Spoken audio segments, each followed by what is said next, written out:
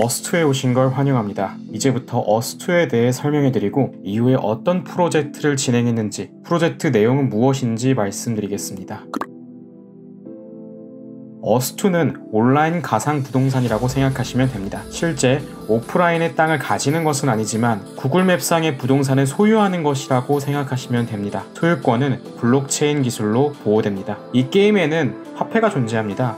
여기서 1크레딧은 실제 화폐 미국 1달러와 같은 가치를 가집니다. 그 화폐를 통해 부동산을 구매하시면 됩니다. 또한 거래를 통해 차익을 얻으시면 실제 돈으로 환전 가능합니다. 여기 보시면 서울 롯데타워인데요. 보이시는 국기는 소유자의 국적이며 옆에 나와 있는 것은 이 부동산의 가격입니다. 이렇게 블록으로 나눠져 있는데요. 실제 구매할 때는 블록 단위로 구매할 수 있습니다. 어스투는 총 3단계의 발전 계획을 가지고 있습니다. 지금은 1단계인데요. 1단계를 먼저 설명해드리면 가상부동산 거래를 유저들 간에 자유롭게 할 수 있습니다. 2단계는 이 땅에서 나오는 자원들을 자유롭게 거래할 수 있으며 건물, 도로 등을 지을 수 있습니다. 마지막 3단계는 아직 계획된 것은 없으나 VR을 통해 직접 지역을 3D로 체험할 수 있게 될 것이라고 예상됩니다. 그 이유는 어스투의 공동 창립자인 딜런 서가 VR 기기 판매 업체인 오큘러스의 창립자이기 때문입니다. 애초에 지구를 본딴 3D VR을 구현하기 위해 만들었는데 발전 단계별로 수익을 내기 위해 이렇게 계획한 것입니다.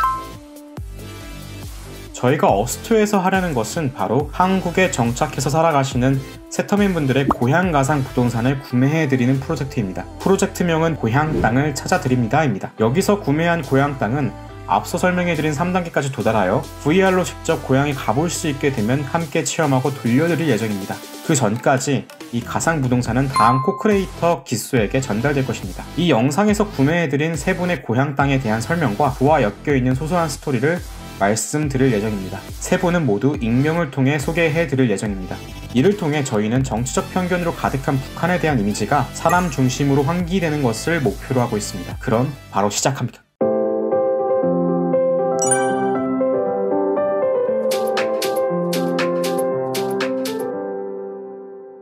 먼저 샛별나얼님께 구매해드린 집에 대해서 말씀드리겠습니다. 총 4블록을 샀고요. 총 15.73불입니다. 바로 확인해보면 여기 지도에 빨간 표시가 되어 있는 걸 보실 수 있습니다. 이 표시는 제가 구매했다는 표시고요. 이곳이 바로 샛별나얼님이 사셨던 곳입니다. 샛별은 함경북도에 위치해 있는 곳인데요. 여기 보이는 작은 마을에 사셨다고 합니다. 하지만 축소해보면 주변에 상당히 넓은 논이 있다는 걸 보실 수 있습니다. 이곳은 북한 정부가 관리하는 곳이고요. 여기 마을이 하나의 노동조합으로 묶여서 이 논에서 일한다고 보시면 됩니다. 하지만 열심히 일해 쌀을 수확하더라도 그 수확물을 전부 정부가 가져간다고 합니다. 그리고 배당받는 쌀은 오로지 가정마다 1년에 20kg 뿐이라고 합니다. 그래서 수확철이 되면 수확한 쌀들을 정부 관리들이 눈을 피하기 위해 땅에 묻어놓는다고 합니다. 저는 이 스토리를 들으면서 고등학교 때 읽었던 고전 한국 소설에서 일제군인들이 수확물을 다 가져간다는 이야기가 있었는데요. 그때도 마찬가지로 땅에 묻어 숨겨놨다는 스토리가 떠올랐습니다. 공산주의가 가장 크게 지적하는 것이 자신의 노동을 투입해 만들어낸 생산물을 자신이 갖지 못하고 자본가가 착취해 간다는 점이라고 알고 있습니다. 하지만 오히려 북한 공산당은 이 샛별에서 농민들이 열심히 일해 수확한 생산물을 전혀 갖지 못하고 빼앗아 간다는 점을 보아 똑같은 모순을 저지르고 있는 것이 아닌가 생각이 들었습니다. 여기는 샛별나얼님이 다니셨던 사수중고등학교,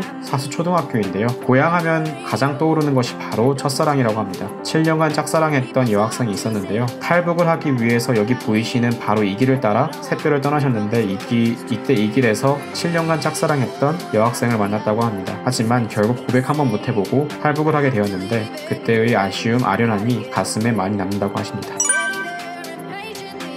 저희가 구매해드린 해산소녀님의 집은 바로 이곳입니다. 해산소녀님은 항상 집 앞 바로 있는 압록강을 보면서 자랐다고 합니다. 그래서 해산소녀님에게 압록강이란 다양한 모습을 가지고 있는 곳입니다. 소녀님이 사셨던 해산은 보시는 것과 같이 넘어지면 코 닿을 거리에 중국이 있었습니다. 그래서 짧은 강 하나를 건너면 바로 중국이었습니다. 그래서 해산에서 대부분 사람들은 밀수를 통해 들여온 물건을 장마당에 팔면서 경제활동을 이어나갔습니다. 다행히 소녀님의 가족은 밀수를 통해서 북한 다른 지역에 비해 비교적 풍족한 생활을 할 수 있었다고 하셨습니다. 따라서 압록강이 어떻게 보면 당선 사람들에게는 선물을 가져다주는 통로였다고 볼 수 있었습니다. 하지만 누군가는 압록강을 건너 탈북을 시도하다가 죽고 장마철에는 급속도로 차오르는 압록강 물이 누군가를 저 세상으로 데려가는 무시무시한 곳이기도 했습니다. 그래서 이따금 떠내려오는 시체를 볼 수도 있었다고 하셨습니다. 하지만 당시 그저 철부지 어린아이였던 손님은 친구들과 수영하면서 노는 놀이터였습니다. 여기 보이시는 강한중학교가 끝나면 바로 내려와서 여름철에는 수영을, 겨울철에는 썰매를 타고 놀았다고 합니다. 당시 손님과 같은 학급의 남자아이들은 순진무구하게 매번 수영을 통해 몰래 중국으로 넘어가서 마치 신세계의 문물을 하나씩 들여오듯이 시장에서 하나씩 사다가 가져오면 다같이 구경하며 신나게 놀았다고 합니다. 탈북을 할 시기에는 여기 보이시는 것과 같이 한국으로 치면 경찰서 같은 곳인데요. 원래는 강에서 수영해서 탈북하는 사람들이 감시하는 곳이었지만 돈을 줄 경우 다른 경찰들이 오는지 안 오는지 망을 봐주었다고 합니다. 그 이유는 여기에 근무하는 북한 경찰들 또한 국가로부터 제대로 된 봉급, 배급을 받지 못했기 때문에 이렇게 해서라도 경제활동을 유지해 나가야 했다고 합니다. 어떻게 보면 압록강은 누군가에게 삶을 이어나가게 해주는 수단이었다고 할 수 있는 것이죠. 이와 같이 우리나라 세계가 대부분 관심을 갖지 않는 국경선 쪽 압록강은 이러한 다양한 모습으로 북한 사람들에게 다가왔으며 지금도 다양한 모습을 비추고 있다고 할 수 있습니다.